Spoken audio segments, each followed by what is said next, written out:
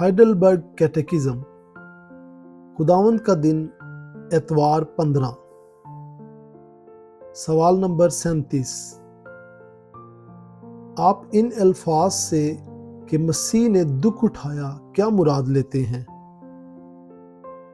یہ کہ زمین پر اپنی پوری زندگی کے دوران، خاص طور پر آخر میں صلیب پر، مسیح نے جسم اور روح دونوں میں خدا کے غضب کو برداشت کیا جو پوری انسانیت کے گناہ کے خلاف تھا۔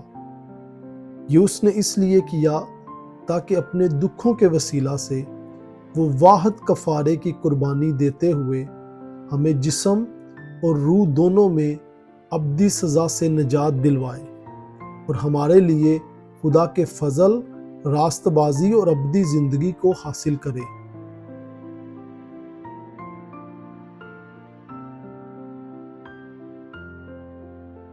سوال نمبر 38۔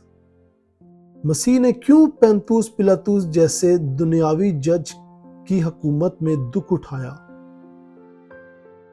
تاکہ وہ اپنی بے گناہی میں ایک دنیاوی جج کے ذریعے مجرم ٹھہرایا جائے اور اس طرح ہمیں خدا کی اس غضبناک عدالت سے آزاد کرے جو ہم پر پڑنی تھی۔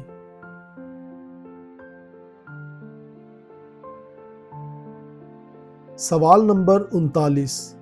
کیا یہ ضروری تھا کہ مسیح کی موت کسی اور طریقے کی بجائے صرف صلیب پر ہی واقع ہوتی؟ جی ہاں، اس سے میں اس بات پر قائل ہوتا ہوں کہ یسوع مسیح نے وہ لعنت اٹھائی جو مجھ پر پڑی ہوئی تھی، کیونکہ صلیب پر موت کو خدا نے لعنتی قرار دیا تھا۔